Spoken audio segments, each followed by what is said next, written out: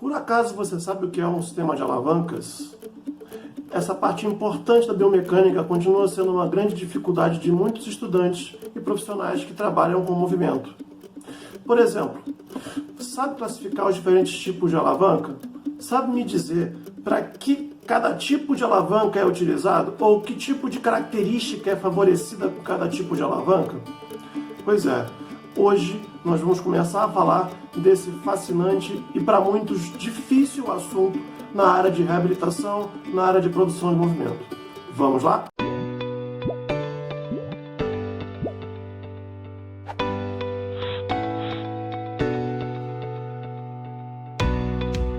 Salve, salve, meus queridos estudantes e profissionais da área de reabilitação, professor Ivan Reis aqui quem fala. No vídeo de hoje a gente vai falar sobre alavanca. Esse vai ser o primeiro de alguns vídeos que a gente vai falar sobre esse complexo sistema e certamente vai ajudar muitos dos meus colegas profissionais e muitos dos meus colegas estudantes da área de reabilitação, profissionais de saúde. Mas antes da gente ir para o vídeo, eu queria deixar registrado aqui o meu agradecimento especial a todos vocês que estão acompanhando o canal. A gente teve um crescimento muito grande nas últimas semanas, graças a vocês que vieram aqui prestigiar e deixar o seu like, se inscreveu no canal, comentou no canal. Ah, você ainda não fez isso? Então, que tal agora ir lá embaixo do vídeo, apertar aquela teclinha de inscrição e dar o seu joinha? Vou compartilhar a tela do meu computador e espero você lá dentro. Vamos lá? Novamente eu preparei uma apresentação para vocês. Vocês podem consultar a hora que quiserem, congelar a imagem, dar um print. Então a primeira pergunta que eu te faço é: como você poderia definir esse sistema, né? É um sistema de forças concorrentes entre si. Mas afinal, o que é uma força? Força é um conceito da física que vai explicar a pressão exercida sobre um corpo qualquer, sobre um objeto, ou ainda as alterações de quantidade de movimento de um determinado corpo. Opa! Então estamos chegando dentro daquilo que a gente está se propondo a estudar, que é baseado no movimento humano, entender como é que esse segmento corporal acaba se movimentando no dia a dia. Como é que eu vou caracterizar uma força? Se eu quero colocar a alavanca com as forças concorrentes, eu tenho que saber representar essa força. E aí eu tenho três características interessantes que devem ser explícitas quando eu for representar num diagrama de corpo livre. A magnitude, eu acho que você já tem uma noção razoável. Se vocês pensarem, magnitude tem a ver com tamanho, amplitude. Mas e direção e sentido? Aí eu tenho que lembrar da orientação de planos cartesianos. Eu tenho, por exemplo, planos horizontais e verticais. Essas serão as direções. Além da direção, eu tenho o sentido. O sentido é para onde esse vetor está apontando. Por quê? Eu posso estar na horizontal apontando para a direita ou para a esquerda. Eu posso estar na vertical apontando para cima ou para baixo. F1, então, terá uma magnitude intermediária se eu comparar com F2 e F3. Ele não é nem o maior nem o menor vetor. E ele tem a direção vertical no sentido de baixo para cima ou sentido para cima. Se a gente olhar para F2, eu vejo que ele tem a maior magnitude dentre os três vetores. Eu vejo que ele tem uma direção horizontal e ele tem um sentido da esquerda para a direita do monitor. Já F3 vai ter quais características? Ele é o de menor magnitude, ele está na direção vertical, no sentido para baixo. Então, se eu pegar agora esses três vetores na diagonal, muito simples. Basta que eu observe que ele tem mais de uma direção e mais de um sentido. Ele vai ter tanto a direção horizontal quanto a vertical, só que o tamanho da orientação em cada um dos planos é que me diz se o vetor está puxando, por exemplo, mais para uma direção ou para outra. Se eu olhar aqui esses três vetores, na primeira condição, vocês vejam que o vetor está puxando muito mais para a direção vertical do que para a horizontal, especificamente para baixo, né? Ele está para baixo e para a direita, mas muito mais voltado para baixo. Na segunda condição, ele está muito mais orientado para cima do que para a direita. E na terceira condição, ele está muito mais orientado para a direita do que para cima. Isso é importante para justamente saber para onde o músculo está puxando o segmento corporal. Se eu olhar agora os componentes de uma alavanca, eles sempre serão 4 elementos muito importantes. Eixo ou fulcro, eu prefiro chamar de eixo porque é onde acontece o movimento angular. Força ou potência, nem sempre é a força ou potência que vai acabar provocando o movimento. A gente vai ver isso em contrações concêntricas e excêntricas, né? Mas no nosso corpo ele sempre será simbolizado pela contração muscular. Já a resistência, eu estou colocando ali um halter como exemplo, mas eu posso falar para vocês da ação da gravidade. A força-peso acaba sendo a maior fonte de resistência numa alavanca quando eu considero o corpo humano. E no caso da barra fixa, é o segmento corporal. Se eu olhar cada um deles, né, como eu expliquei para vocês, o eixo é o centro angular onde ocorrerá o movimento.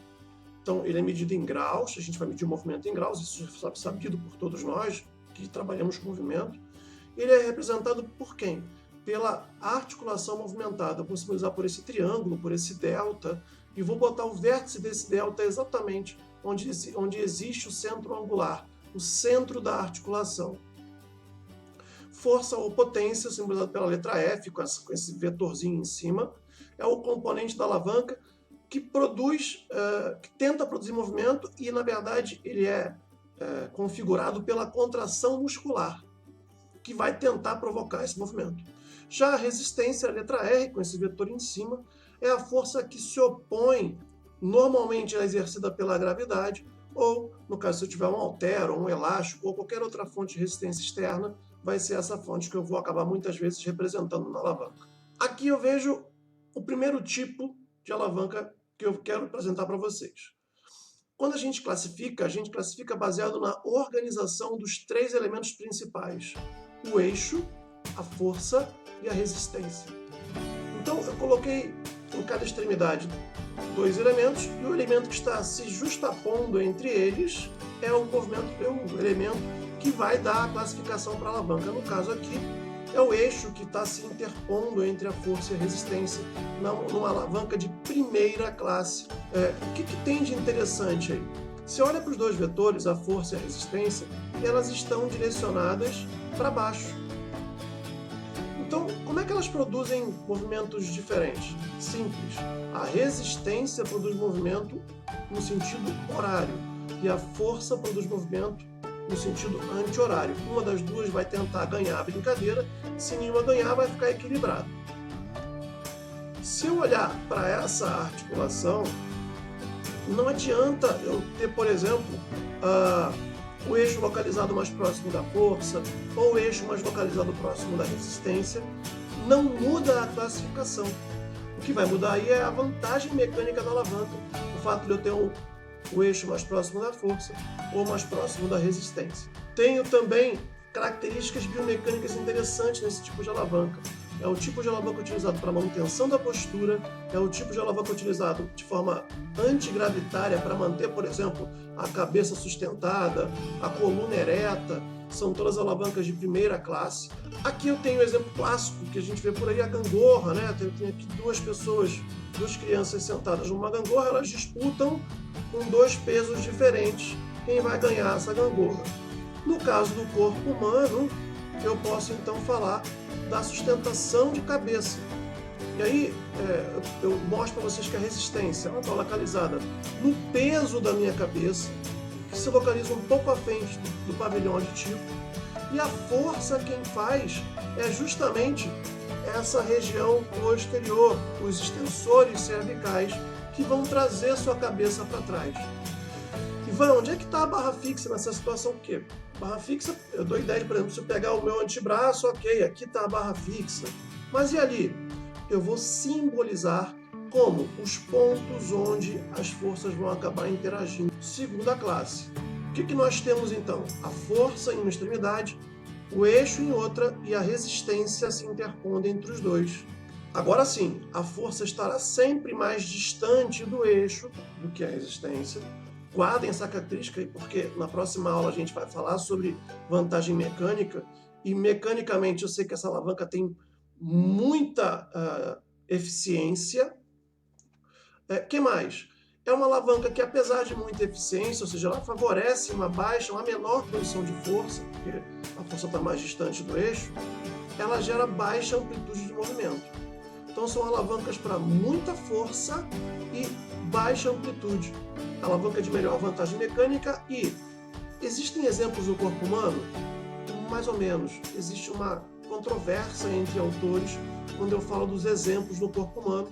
Vou dar primeiro o exemplo do dia a dia, aqui o carrinho de mão mostrando o eixo na roda, a resistência é o peso do entulho que está sendo carregado no carrinho de mão, e a força é o que o trabalhador está fazendo ali, erguendo as manetes do carrinho de mão. Se eu olhar no corpo humano, que está a controvérsia, alguns autores citam como exemplo o fato de a gente se manter na ponta dos pés. Ok? Eu concordo com essa classificação, mas você vai ver algumas obras que falam que, inclusive, no corpo humano não há exemplos de alavancas de segunda classe. Terceiro tipo, ou terceira classe, é aquela em que a força está se interpondo entre a resistência e o eixo. E o que a gente tem de característica mecânica?